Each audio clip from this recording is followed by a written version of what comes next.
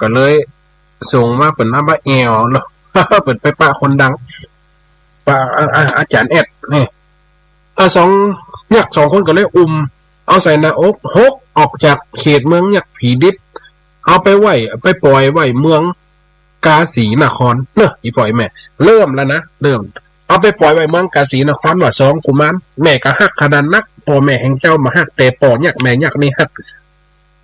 เจ้าไปอยู่เมืองคนมาถ้ามาอยู่เมืองยักษ์วันดีคืนนี้เขายักษ์มันมีจิตใจตีมันคงเผลอๆนิ่มนี้มันยับเจ้ากินเสียมได้ปอกก็แม่เอาไปไว้เมืองคนเอาไปปล่อยไว้นครกาสีเน้อไอ้ลูกเอาลูกหน่อยจือว่าเจ้าจันตประภากับเจ้าเจสุดีเนี่ยหรือจันตคาเนี่ยเอาไปลำดับต่อไปจือว่า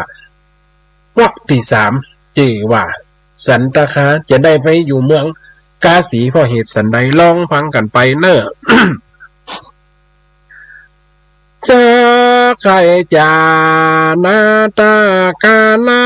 แห่งนั้นหลวงแหล่งกว้างข้าตึกฮึกหนาตาเป็ดทิศเป็นมานตามีจตุมาโยธาล้วนทวนเกิดสะสมบัติมั่งมีสมวันสกุลมวลตนเต้าโสรัตสังตนตั้งแหลกเก้าท่านมีลูกเต่าเตรียมชิงงามเลิศล้วน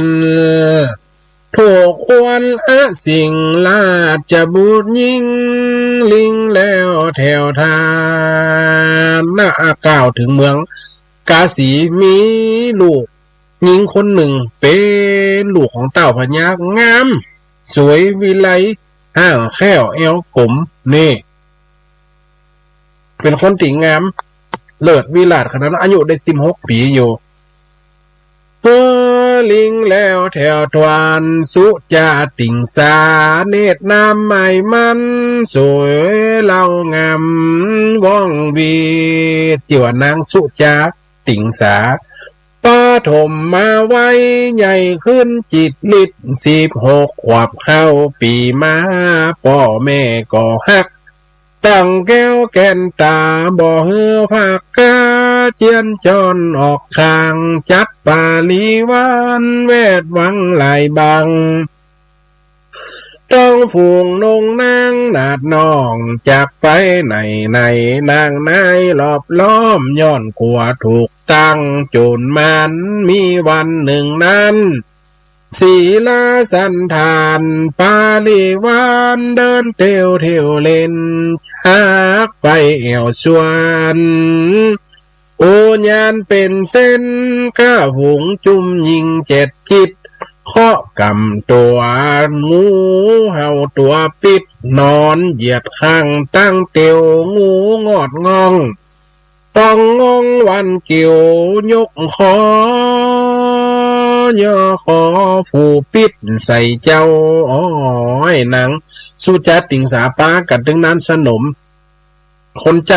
ไปเอาติสวนอุทยานเสียว่างูตอดนี่งูตอดงูซกตายในขณะนั้นสัพพวิสังนาดำกำเศร้าตาลายเมามืดมิดตัวตนนางเลยดับชีวิตจิตถอดหันตานตีสุจานน้องจนตายเป็นพี่จีพาวังกีถอดไปพร่ำอันฝูงนาดสันนมนางงามล้อมข้างตีอกสวงรำร้องปิดตามันดาเอาปีน้องปล้องลำให้เลหล่นหง60,000 พร้อมวิมานห่อคงลูกป้ากันหล่นหากันชดปากันทาลงสุกตุกหมกไม่เขาทำคอแลกคืนมาได้ฝูงจุ่มใจเบาน้อยตีเปิงดีตายวันปั้นวันร้อยยังอดอยู่ได้เป็นคน พี่สั่งบ่ป้ายห้าบ่ใกล้ตนยังอยู่เป็นคนยืนเตียวคำแจ้งหน่อนงสาวเขียมแตกเตรียมเหมือนเต็มพี่สั่งจ้างแข่งศอกซ้ำหมอยาคนใดก็สั่งป่าลำบ่มาเป่าเฮ่อหายไม้หมอเป่าปิดยังดีมีหลายเป่างัวแหล่ควายเสียครบห้าเขาเสาะหาหมอมายักเพื่อดีเพื่อหายกระตึ้มได้หาหมอคนได้มากระช่วงที่ตึกนั้น งูเห่างูตึงคบตื่นคนเท่าเป่าหายไม่แฟนก่อนนั้นมาเป่าบาดแผลสุจานอจานบ่อปูนอวดอ้างสะโคนกันหมอเก่งแต่จักได้หลายทงตีฝนบ่มีเป่าในหายหันเมืองกาสีปุรีใหญ่กว้างจำเนียมมีบ่ลดลาสาวงศาสวรรนาคตเพื่อรู้ทั่วห้องเซ็งสาปุกเป่าฟอมอาตาติสาไฟฟ้าปัจจาเป้ากันทีถอยต้องฮือขูดหัวตึงใหญ่ตึงน้อยฝูงยิ่งใจอย่าคานเมื่อนางสุจัตติงสาตายโดนงูคบอีบ่อยแม่พ่อแม่ก็ให้แสนเวทนาผู้เป็นเสนาอามาตย์หมู่ขราชบริพารนางในหนัดสนมทั้งหลายก็เสียใจให้หูเนี่ยจะได้เปิ่นเฮือไว้ทุกคนในบ้านเมืองกาสีนี่ว่าเท่าว่าแกว่ายิงบ่ว่าใจบัดเดียวนี่ประกาศพญางนางสุจาติงสาได้ถึงสวรรค์น่ะคานไหลเฮือขูดหัวไว้ทุกคนเด้อนี่มาเว้นไฟละอ่อนเด็กขาพ่อแม่ยิงทั้งหลายดูขูดหัวมดอย่างตุเจ้านี่โยแลนั้นต้องฮือขูดหัวตึงใหญ่ตึงน้อยฝูงยิ่งใจอย่าคานมาชอบหัวใจหมู่คนหัวล้านทุกปากอ้างยินดีอยู่มาลวงแล้วบ่ถามหาวีจาดผมดกดีตีนผมแขวดต้อมฝูงเบาแหล่สาวงามเล่าเปื่อนยองหัวอกข้าน้องขายุจักได้ขูดโฟมหัวมดยังตู้เป็นดีเฟิดหน้าไอคนหมู่เขางกแน่สั้นหัวปมหงหมู่คนไข้หัวแตกเต้นต่ำเนียมเมืองบ่ใจการเล่นจักเถียงบัญชาบ่เป้จักเป็นตุดตาอาจชาญาวัดแด่ภายจากช่วยแค่ตามลายนอกจากไม่รู้ฟีกัดกฎหมายยังมีเด็กใจสองขาหนุ่มเนาอันยักขี่นี้เอาสองเจ้ามาส่งไว้ยังเต็ดตองสองเจ้าจันตะป่าพาหรือจันตะคากับเจ้าสุริเนี่ยป่าพาหูเหลียงหูล้าวยังละพญายักเอามาปล่อยไว้เมืองนี่ปนโศกปนเศร้าโกนหัวกันหมดสองคนนี่หูเหลียงหัวเขียวลิ่วผมเขียวเต็มหัวย่างเข้าไปด้วยความไม่รู้หน่อยปล่อยแม่เนาะพระสัญญาวัดเตนี่โอ้เอาสองเจ้ามาส่งไว้ในติดดองเจ้าสุริยะจันตาคาน้องปากันสอดได้สอดไฟไปมาขอกินข้าวน้ำหมากเมียงพักป่าตามหมู่กามมาเกหาข่อยบานคนตั้งหลายหันปากันกว่ายานลูกไฟดาหน้าอ่อนน้อยโอ้บ้านน้าบ้านน้องบ้านน้อยบ้านหนูมึงเป็นลูกไฟลันไฟปนโคนหัวกันเชียงบ้านเชียงเมืองมึงจะได้นี่มาหูกฎเกณฑ์เว้นบ้านเว้นเมืองก็มึงจะได้นะดำเดียววัด เปิ่นเขียนเด้อเปิ่นโบยเด้อถึงว่าขั้นปัดหารชีวิตนะไปมึงไปซ้อคูณหัวเหี้ยลูกไผ่ล้านไผ่บ้าผงหมัวผงเปื้อนโขดหัวตึงเมืองเรียบร้อยเขาละไว้ได้ผมดำกันผู้ใหญ่ลูกจักยับตัวขังพ่อแม่ของมันบ่ทำโขดเหือจองเด็กใจดักอยู่จื้อกือเปิ้นแย่ดังลือบ่ฮู้ป้าเอากันเดินไปจูโมจากถึงหลอดไกลเวียงดีไปป้าคนใจมหาเศรษฐีเขาเป็นคนดีต่างตัวท่านเจ้ามากำเอาแขนทามกูมันนอนเน่าสู่ลูกในมาเดี๋ยวนี้ไปปะใส่ปอเศรษฐีจั่วเอาแขนสะบืดมาลากมันน้องคิงลูกไหนมาเป็นลูกไผ่เราไผ่ปะมูเหลืองมันเล่ากับมันโคตรหัวกันนี่ไงลูกพญานะเปิ้นตายแล้วนางสุจะติงสาน่ะเปิ้นตายงูโคมอ่ะมึงเฮ้ยมูเหลืองมันเล่าเปิ้นจะงับมึงไปขังนะมึงเฮ้ยแหละชูลูกในมาเดี๋ยวนี้มาแป่งหัวคิวหัวดำกำกี้เปิ้นตัดโคดเสียงตึงเมืองหลอนเปิ้นจับยับสู่แก่บ่เปืองอาจจะญาเมืองบ่ยกให้ได้เจ้าสุลีญาถามสั้นเกี่ยวไกเปิ้นทำจะได้อย่างนั้นป้ากันขูดหัวเสียเสียงหมดซ้ำจางฝูงใหญ่น้อยหันมาส่วนใจคนใจตอบแทนใครจ๋าว่าบ่ฮู้กะบ้านเมืองปุ่นนอลูกสาวฝาญาตายไปก่อนกี่ตำเนียงมีอย่างนั้นถึงอยู่ในเดือนก็บ่ฮือข้างจำเป็นโคดเสียงเด็กแดงเต็มคนต่างค่ายเอวสอดเจ้าแวงเข้ามาเขตแดงจำเป็นจูฟูแม้แต่คนไปเอวบ้านนี่เมืองนี่โดนยับโคดหัวมัดแน่เจ้าสุลีญาคนคิงอยากรู้อาจสัญญามีเปิ่นพร้อมว่าข้าขออินดูตูสองปีน้องปอขอขูดเหือตัดโกนส่วนใจคนนั้นเอามีดมาฝนแล้วเขาขูดโกนผมหัวตีหันแล้วจริงเลี้ยวทามกำลังฟั่มอันว่าสาวนงนางนอจันไปจิบเป็นสั่งอันใดป่าล้ำมาตายหนุ่มน้อยเสียทีตัวคนใจมหาเศรษฐีก็ใครว่าตีเจียนจะตอบทองเอาผลไปตายยังอีป่ออีปูฮะเป็นเพื่อนลูกเจ้าพญามาตายงูคบแต่ข้าเนี่ยว่าโลกอื่นไกลบ่มาตำต้องกับตัวสุจาจ่อยจิต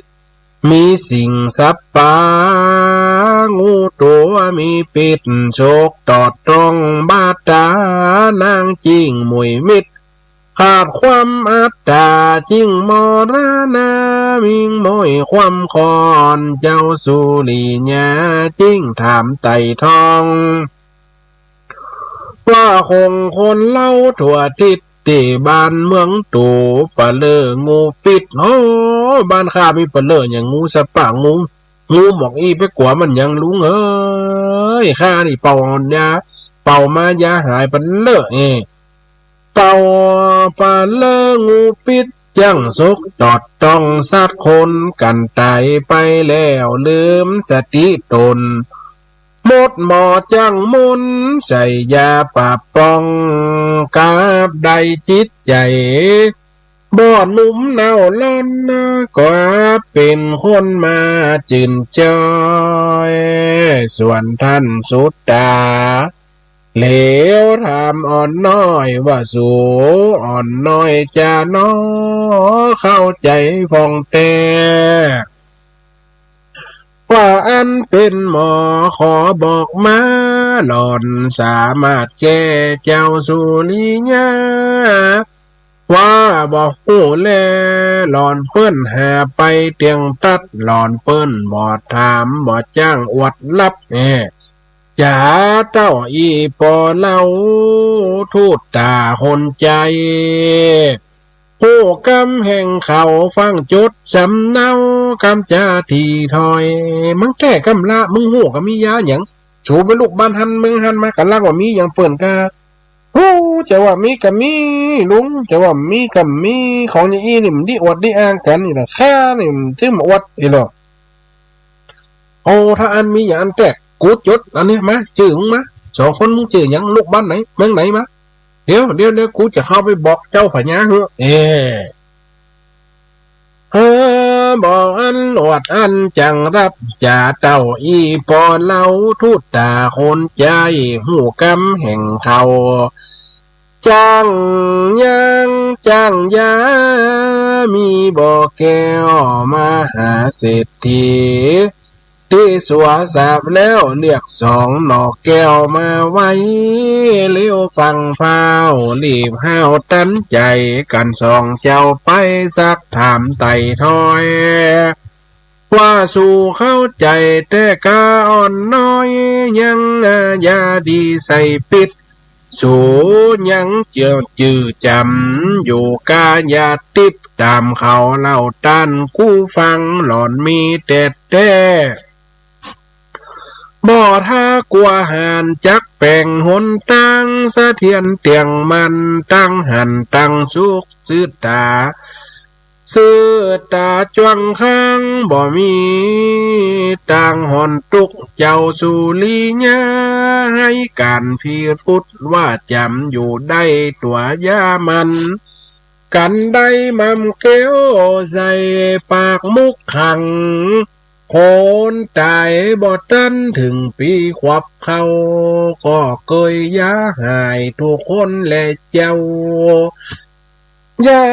ยังติดมาแต่น้อ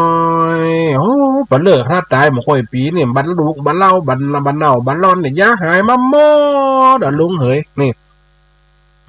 ข้าก็ติดตัวไปนี่ยังมาแต่น้อยส่วนปู่สิทธิหันฝนบอกก้อยเรียกสองอ่อนน้อยมาไว้ท่านรับคำเลี้ยงข้าวน้ำฟ้าใสเฮือมาอยู่ในนั่งซ่อนเลี้ยงนาไฟมาถามว่าลูกของข้าดูปฏิตัวเอาเป็นลูกเห็นหรอเอามาหนังปังข้างลูกข้าอันข้าจะป้าไปอีโลเฮียนเป็นหมอยาแต่น้อยแล้วจับมาป่าดับตนเฮงามเรียบร้อยได้กินนุ่งย่องดีงามแล้วนำอ่อนน้อยขึ้นสู่หอขวางพระราชวังหอแสงเต้นแก้วอวดผู้ต่างปากหานเจียวหอมันถึงอูดีจะแต่โฆษณาเนี่ยลูกข้าเนี่ยเป็นหมอยาอินโลไปเฮียนมาต่างตีต่างเดียนเมืองตะกะศิลากับเฮียนมาใดคนตายมันพอปีนี่ยาหายหมดฟื้นมายังเป็นคนอย่างเก่ามาเจ้าร้องหอกันได้ลูกข้านะลูกข้าลูกเอาไปถึงปราดสว่างล่ะผู้สิทธินี่นะผู้ต่างปากหันเจียวว่ายาดีบอกแก้วราชบุตรบาดเจ้าไตแล้วจะขอลูกข้ายาเขินผาญาใหญ่ยศปราบดาวหงผืนฝาลาดลูกยืนปีติเกิดขึ้นมันจริงอย่างที่มึงพูดเหรอไอ้เศรษฐีถ้าว่ายาลูกกูหายได้กูมีพันธนันไว้อีโลจะเอาไอ้หยังถ้าได้หยังกูจะยกเฮปีติเจือนเขินจนเอายศตัววางไว้ตีเตือนยกย่อมือแนบนิ้วโดดลืมขิงไว้ละอ่อนแล้วเจ้าพญามหากษัตริย์ย่อหัตถาย่อตั้งวังจิ้วหลอนลูกได้เป็นคนสมบัตินี้จากมอบปันปงเฮอ ไว้เฮือแก่คนหมอยาลูกใดโซนาชาช้างปุงอาจยาให้ปุงคนฟังหยับฝากปุงหมู่โจคนหลายมากมายกังกัดตั้งคุณเขื่อนแก้วเสนาปากันเงืดนักสลังสังกาเด็กเป็นหมอยาใจหานกาเข้มปูเศรษฐีว่าแต่แกมเล่นนะหาลูกมันนะก่าวโยมันเกิดเมื่อใดไฟยังบ่รู้มาจากวัดโอลมฟังคำอย่างนี้ก็น่าอายต่างว่าเป็นลูกมันอยู่แต่ใจห้องหนึ่งคนตายว่าจักยาใดบ่หล่อนมีกาโลกนี้เขาลักจากันอยู่หันจักที่หลายปวนปีเนืองน้ำในกลางควางคุมคนแน่นเต็มตันไล่กันมาฟังไข่หันไข่โอเจ้าสุริยาขอหาสอบสู้หูใจบ่คอนสัตตอนใจตื้มสะตุกสะตอนเจ้านะถ้าเราเป็นคนติใจแข็งใจกล้าพอมั่นใจโดดยามาหลายหายอย่าหยักยังยาใดนี่สะตอนมีวัดจานะต่อพระเจ้าจ้างบอกว่าผ่านยานลายใดหลอนจักหมอบอับยังศพพี่ตายจักเฮือแม่นไหนตามคู่บอกตนจงเฮือได้กลางสุดบังฟ้ามานแวดวงดีซ่อนลับเจ็ดทองแถวแวดเจียวซ่อนทับอย่าเฮืออื่นฟูหันในตีริมไก่สิทธิ์บ่เฮือมีไฟมอนจักอยู่ในตุกยาใส่หันตังนอกวัดทาลิมฟ้าลิมฟ้ากังเฮือหมูเพ่งเนปัดกองมาเฮือไฟเข้ามาแปงพากังไว้เจ็ดจันขาวเจ็ดแดงเจ็ดห้ามไผเข้ามาหมูระนาดปัดแลอยู่ตั้งนอกบรรเลงเลยมาโหลีเล่นเลยข้าจะย้าฮือพร้อมจะยากเพ่งเนปัดกองหมู่มนทีนังท่าแวดล้อมฟังตัวหม่อนค่ายานางตกตีหนึ่งแล้วจึงรู้กำกันฮือเน้นฮือแห่เห็นนั้นเปียปิ้นปีไตโตกำทวนสองก็จุงฮือได้ตีปิ้นปานปัดกองกันตกทวนสามจุงตีปัดกองแห่เฝ้าเนืองนันฝูงอามัดเก้าเร่งรัดจัดการตนฟ้าฟูบานชี้แจงแต่งท่ากันกาลัดเทิงยามตึงปอดหน้าตนลาจาทันท้ายเอาศพขอนนางนอนละไว้บ่เฮืออื่นฟูหันนางฟ้ากังเวดล้อมอ้อมวงเต็มตันนากาสุริยาหมอนั่นนั่งปองมายุบลูบกำกัดเย็นตรวจตองเลือดบอดเตียวเดินตอนเนื้อเจ้าสุริยาหมอยาจัดเจือเกี่ยวม่ำปอนยังยาเอาผูปากน้องสูจยาติ่งสาปาทะมาวาถวายใจออกเขาฝูทวนสองนั่งฟื้นคิงนั่งเบา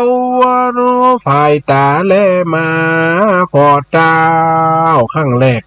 เกี่ยวยาผูเขาใส่ปากนี่จูตะติงสาหายใจออกเข้าทรงหายใจออกทรงย่ำเหมือนตาเตี่ยเกี่ยวผูเขาใส่แฮมกำเพื่อนตาแลไปแลมาหันใส่เจ้าผู้ทวนสามลูกมานั่งเฝ้าเดินต่องเต้ายืนจันลูก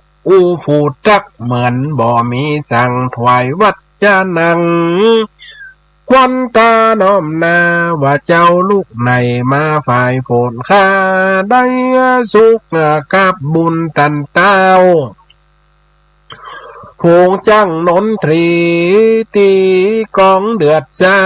เสียงปาดแก้วปีปานปิดุราดเต้าเงียงเง่าใจหวานตามาดานางยกมือยืนไว้หมู่คุณเสนาหลวงแสนแคว้นไกลใจบานบอดจ้าสะมือดังหัวสูงเปียงจันฟ้านางหันนอลาขึ้นดีลุ้นแต่นานป่าสากาสีฟ้าบุญมีตนล่วงเอกอ่างจากมอบปงปั่นแผ่นดินเพื่อนกว้างแสนซักมวลมากเมียนสู่จ้าติ่งสาที่เป็นลูกเลี้ยงท่านปงมอบเสียงเว้นนางให้สุริยะรับพี่ในกรรมบ่เฮอองค์คำนี่เสียจากห้องโลกฝ่าเต่าฝ่าญากันเลยยกเกณฑ์เว้นเมียงฮือเกิงหนึ่งปลายเพราะว่าโอ้ยกนางฮือเป็นกู้ชีวิตไปเลยเพราะยาฮือหายโอ้ปอดที่ว่ามันเพื่อนตายไปปอเน่าปอดำนะงูตอดงูซกแหมซ้ำโอ้ปอดดีใจเจ้าสุริยะเฮ้ยเจ้าจันทคาเฮ้ยได้มายาลูกแห่งปอจะยกฮือมาเอาอย่างเลยโอ้ปอได้หันนานลูกเนี่ยความหักของปออีปออีแม่เฮ้ยได้หันนานลูกเปิ่นควักแก่นตาก็เปิ่นจะมาฆ่าลูกย้อมคือเปิ่นควักแก่นตาเพื่อรักษาชีวิตลูกไว้โอ้เป็นปอเป็นแม่หาที่สุดมาได้คือความหักไหนปอแม่คือหักดีที่สุดนี่ยกเกณฑ์เว้นเหอะเป็นลูกพญาอีโลอีปอยแม่เนี่ยที่เป็นลูกเลี้ยงปงหมอบเสียงเว้นนางให้สุดีญะรับพี่ในกรรมบ่เฮือองค์คำนี่เสียจากห้องจอมเด็กใจบ่จงเจตของบ่รับบ่ลองกำปากเต้าตอมก่อนจาวาตาหน่อมหน้าว่าพระบาทเจ้าองค์คำข้าเจ้าคนตุกที่สุดจนผ่านถ้ากุนวงวานจัดเจื้อเคียเงาอยู่เมืองจำปาได้หากินข้าวเป็นคนลงเมาไปตุกลาจะสันทานบ้านเมืองพีลุดขอยกไหวนี่ตามเดิมอ๋อเปิ่นกระสมุสักสมใจเปิ่นหูซักหูสีเปิ่นความเอาเจ้าพญาข้าเป็นคนตุกมาสอกขอกินข้าวบ้านไหนเมืองไหนข้าก็ไปหมดเพื่อเลี้ยงสืบชีวิตน้ำลาเพราะจะตายอยากฆ่าเงี้ยข้ามเอายกเฮือเลยปอกพญาเอาไว้เตอะเนี่ยไปสมศักดิ์ศรีอย่างลูกเจ้าพญานี่เพิ่นว่าเพิ่นเป็นลูกเต้านี่มันครับแม่นไม่เศร้าสิเดือนเป็นได้ยังเนี่ยนี่เหมือนกับโนเต้ามันเอาไม่เศร้าสิเดือนถึงมีวาสนาโอ้จากเฮือขี่จ้างก็อ้างหาเกินรักษาขังเงินหลายแสนบอกกุมบ่ฮู้วิสัยจักไหลลูกตุ่มพอตามืนปันบ่รู้สุจาติ่งสาบุกฝากินกู้จะอดตอนกำไปเจ้าขอเจ้าที่รักบ่อ้างจากไหนที่ไกลจากไกลนี่เสียจากข้าโอ้ยพระเจ้าพี่เอ๋ยอย่าไปหนีจากน้องทำไมชีวิตนี้น้องมอบให้เสด็จพี่หมดเนี่ยพอเสด็จพี่ช่วยน้องขึ้นมาว่าคนทุกคนจนน้องก็ตึงหักได้หมดน้องยอมหมดอันน้องไปได้เป็นคนอย่างน้องก็ตายไปละยึดไปเอวแห่เมืองสวรรค์บรรลันเข้าไปสู่ศาลาเก้าห้องพุ่นละแห่งข้าจาดเป็นงัวหากคนกินยาตามเวลาเมื่อปบเขียเขาเขียวข้าซ่อนสดนากาดกินเย็นนาไปดีแก้วเผ็ดกอมีลาดสามีบ่ท่าคำดีเป่งวงขวัดข้างขวัดห่างจากไปทำไผคนใดบ่อ้าง ว่าเป็นคำบ้างหล่อย่อมโสรัดสามีวิตูลสอล้อมลุงเรื่องอ้อมตองแดงไต้ไฟน้อยฝนเมืองไหลแสนคงเฉดดินแดนบ่เหลือบ่ใดเจ้าจักหนีตัวอ้างเหนืออ้างใต้บ่ถ้าจักไปเตื้อเล่าข้าขอเอาเป็นท่านตั้งไม่เต้าน้องหวังเปิ่งเจ้าตามเดิมขอเจ้าปีจันอย่าอ้างโดยเขินการดำเนินจุงมีไปนาหวังเป็นโลหิตนอหัวใจข้าบ่มอลานามิงมางหลอนหน่อยหัวใจข้าแห่งเหี่ยวม่านบ่หวังอยู่ใดเป็นคนหลอนเจ้าที่รักภาคกายไล่หนบ่อาจเป็นคนตั้งตนอยู่ใดที่ว่าจากคู่ตนจากน้องเนตรให้จากมีไปอยากนักเจ้าสุริยาเจียนจะตอบตักเหลวผู้โดยนงนางว่าเวลานี้พี่ยินจินใจเกิดการอันใดบ่โพดบ่บันวิบากบ่แห่งแห่งมีบ่มัน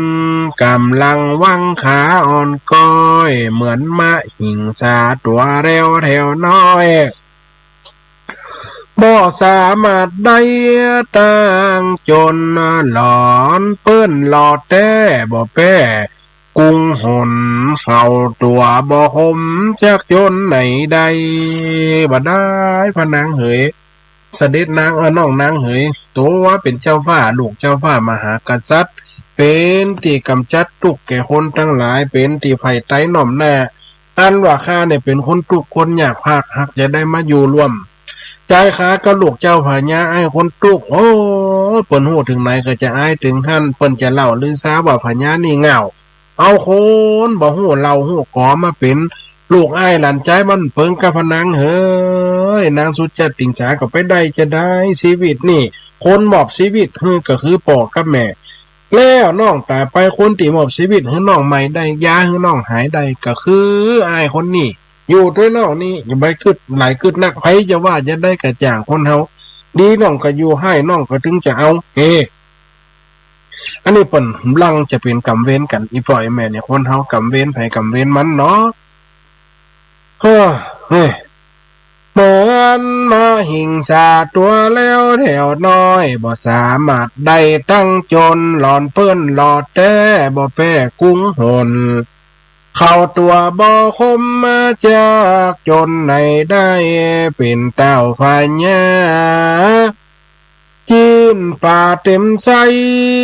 ก็เสียเวลานาดน้องกวนสวดตาสินเวทมนต์เต็ดต้องจริงสามารถคุ้มคำพี่คนหนุ่มน้อยบ่รู้การสั่งจะเขฮือทำมาเอาตัวเป็นเจ้าพี่มีกรรมขอต่อนายน้องเนาอย่าเกิดบังเบาไงนักข้าจะขอมือพ่อแม่ฮักได้ปัดฝากบ้านมานานหลายปีมาแล้วบ่ได้หันกันจากตายกายังบ่รู้ไหนใดสุจาติงสาวรหวานอ่อนไวขอบ่ท่าคืนปอกไว้เก้าขอ10ขอรอกำหนดไว้ขอฟัดฝัน7 วันขอ7 วันก็ได้ชั่วปีมาทับไปเจ้าเด็กอ่อนน้อยตอบถ้อยคันขานว่าหลอน7 วันกำหนดนั่นกอมตั้งกว่างไก่ข้าวัดเกี่ยวอ้อมมา2-3 เดือนยังบ่นักปีขอ6 เดือนเตอเจ้ายอดรักพ่อจูไล่เจ้าล้อมแปลงหลอนเมื่อหลอดแล้วก่อยกลับมาแถมบ่ขอเตรียมคำแปลงไปแถมบทนานี่ขออยู่ ขอเฮืออยู่ด้วยนอกนี่รักษากันนี่มาถ้าไปเจ้าปีเหยถ้าไปใต้น้องก็ถึงจะเสียใจมาเป็นยังจะขอไปบอกพ่อบอกแม่ก่อน7 วัน7 วันมาได้3 เดือนได้6 เดือนบนน้องเฮยตังมันไก่นี่ไปแถมบาดนาสุดจะติงสาหวังเรียกร่วมฟ้าจิ้งจาวาดตาตอบดาวกันถึง6 เดือนบ่เฮือยั่งเหยาขอปีกปอกเต้ามาปัน2ก่อปัด2ลัง2สั่งลากันถึงกำหนดวันจะกลับไผ่เต้าสู่จะติ่งสาฟ้าดานำเข้าหวนปอกวนหอมคบหมากเมียงปูลีกีลาหนอมนบบ่เฮือขาดของอันใดทั้งป่าและจีนเสบียงมีหลายวัดถาส่งใบเงินคำแต่งห้างสุวรรณาแล้วแต่จักอ้างเต็มสะเป้าคำลำใหญ่นัก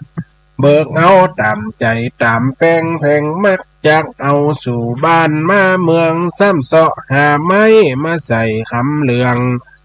จากเอามาเมืองจำปาเกิดตังหาได้เงินได้คำได้สิ่งได้ทรัพย์จากเจ้าพญาไปหาเอาไม้อีปล่อยแม่เอาไม้บงหนุ่มมาลงป้อง3ป้องลงไว้2เอาคำเขาใส่เต็มแฟตนี่อย่าไปแอวหาป่อหาแม่ขอเถอะถ้าจะเฮือแต่งงานก็แต่งขอไปบอกป่อบอกแม่ก่อนเมียประกาศเปิ้งแฟนเปิ่น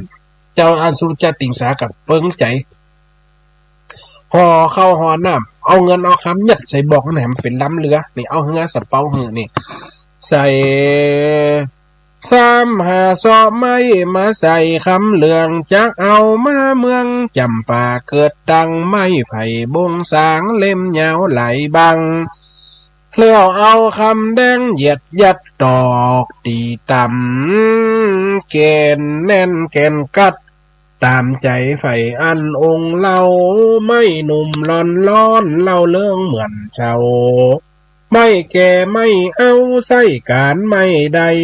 ท่านคิดหันไก่บ่ใจหันไก่เพื่อกัวอนทาลายไพญะบ่สาทากะหุ่มด้วยมันนะยังคิดสอดด้วยตั้งอายกันตกแต่งแล้วสมบัติคว้าลายพอเต็มที่ในสะเป้าใหญ่กว้างการกาละกวนหวันดีมาบาดจริงขอวอนวันน้อมนบตั้งป่อเศรษฐีและเจ้าใหญ่ยศขอลาเลิกเสียงตั้งมวลขอลาพำพร้อมเจ้าใหญ่ในหลวงจอมติบฟ้าดวงสุจาน้องลาบุญมีบ่ตายกุ้งใดหันหน้า6 เดือนได้บ่อนนักพญากาสีแต่งฮือสาพักหงไผ่ไตในเรือคิดการจุยกำเฮือเจ้าตุนเรือสมกับตั้งเมื่อจำปาใหญ่กว้างจัดแจงทหารสีนะเฮือขึ้นเฮือไปด้วยเจ้า2 พี่น้อง6 เดือนเต็มบ่เฮือล่วงข้ามสัญญามีสั่งไว้จะรัตติดำเนินยกย้ายสมุทรใหญ่กว้างฟ้องใจเสด็จอย่างย้ายผ่านยานตั้งไก่ไปหนอกไปจะยกทางขึ้นสาปุลีสั่งบุญนำบ่เตือนคิดบ่ลืมคุณพี่น้องพิตามันดาวเปิ่นป้องใจเกี่ยวก้องตั้งเมื่อจำปาเตดต้องอุดรหนเหนือตั้งใจจากเมื่อตอบคุณนับเสียงยอดสมัยในเราเนื้อเกียงก้อยเปลี่ยนฟังไปบทนี้เต้าอีก่อนและนายเฮยกาถึง2 เจ้าอีปล่อยแม่จะเอาเงินเอาคำไปคืนป่อคืนแม่ตีได้ไหลออกบ้านออกจองยังสำนึกถึงบุญคุณผู้เป็นพ่อเป็นแม่จะเป็นอย่างใดฟังกันต่อไปแหมอาทิตย์หน้าเนอะอีปล่อยแม่เนอะเวลาโอ้ยไกลโกนมาเดี๋ยวเวลาแค่3 นาทีเนาะสรุปได้ว่าเจ้าจันตับคากับสุริยาหักษายาคนมาเป็นหนอนเหนือโพธิสัตว์อันนี้จำกัดได้ว่าพ่อเป็นคนที่ โหรักโหทำ โหบุญโหคุณเอาเงินเอาคำไปตอบพ่อเศรษฐีกับนายจ่าบ้านตีได้เอาแนะนำอ้างเป็นลูกเต้าใส่ขั้วใหม่เฮือไปยาเจ้านางสุจาติงสาก็ได้ฟื้นขึ้นมาก็ได้สมบัติได้เงินได้คำได้หนังแต่นคำเหลืองแต่เปิ่นก็ว่าโอ้เป็นคนยศจำซักต่ำจะขอไปบอกพ่อบอกแม่ไปลาพ่อลาแม่กันเนอะไอ้ลูกขนาดพ่อแม่บุ๊บนะตีนะเคียนออกบ้านจะไปหาพ่อหาแม่จะเป็นอย่างใดสันใดต่อไปอีปล่อยแม่คอยฟังกันไปแหมเนอสายแรกสาธุโยมแม่บัวไข่จ้าก็เป็นการจ้าฝนตกก็หัวโตฮ้อนวันนี้หลายแห่ละเหรอไปให้ดาวไปวันนี้มันได้ไปวันนั้นน่ะ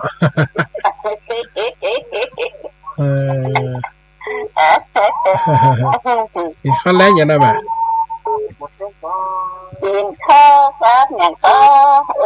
พัดฟักเซียวพัดฟักเซียวเจ้าใส่ไข่เกี่ยวเอาเจ้าสาธุนะแม่เนอจ้าเป็นที่พังคือเก๋กับงานเต้นเนอขนาดนักตัวมากับไปเตะกันนะบอกว่าจ้างน้อยไม่ถึงเมื่อเดียวให้หัวคือสาธุโยมแม่อ้อยวางหมดเนี้ย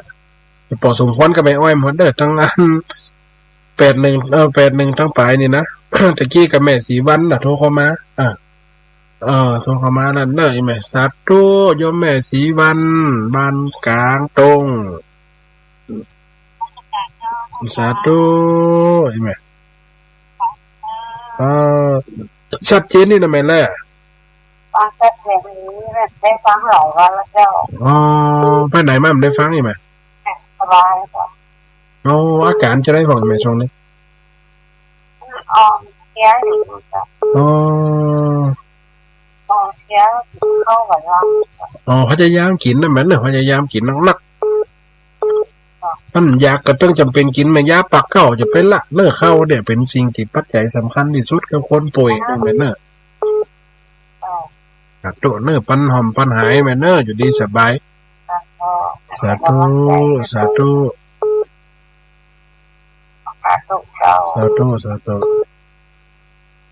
สาธุโยมแม่เลื่อนเงินแสนต่อ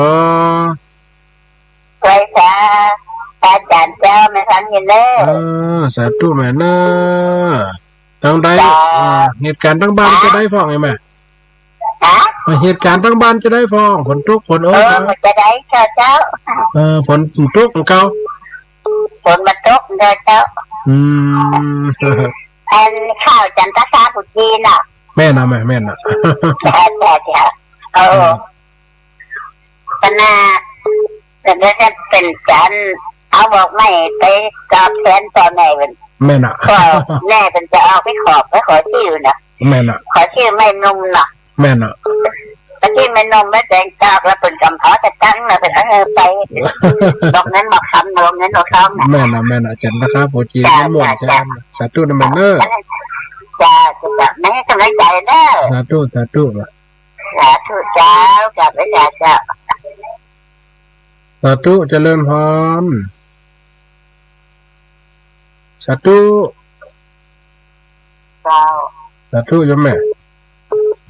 ทางโยนนะเจ้าสาธุชัดเจนนะแม่เนาะชัดเจนดีเนาะชัดเจนดีเจ้าฟังจากขึ้น104เจ้าฟัดไฟหินวันนี้เป็นเกาะลิงไปพูดอะไรไหมล่ะ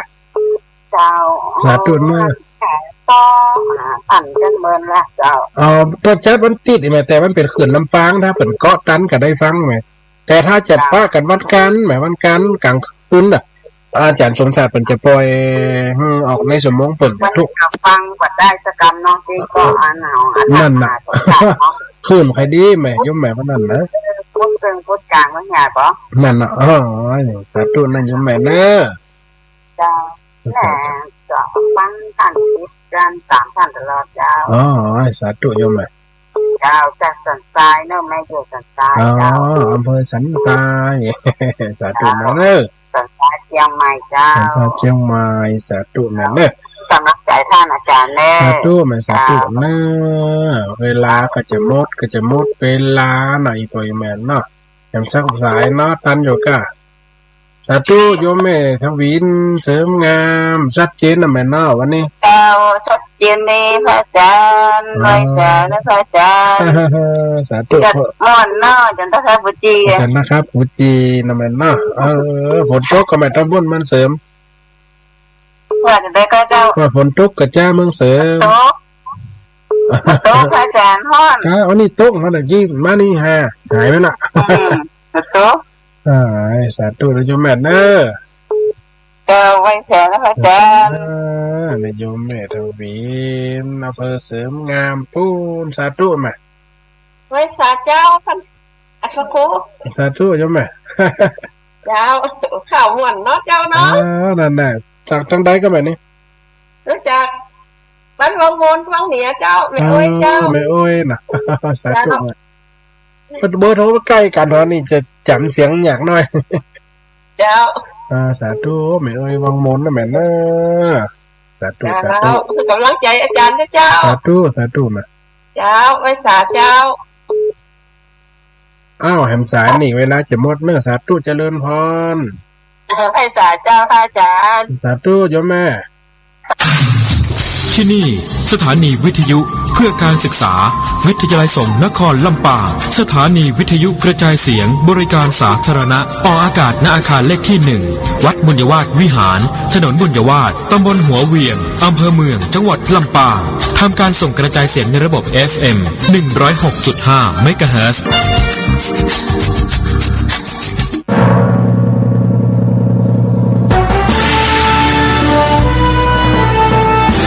วิทยาลัยมหาจุฬาลงกรณราชวิทยาลัย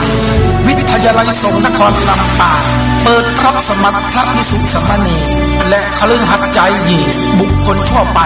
ระดับปริญญาตรีหลักสูตรพุทธศาสตร์บัณฑิตสาขาวิชาพระพุทธศาสนาหลัก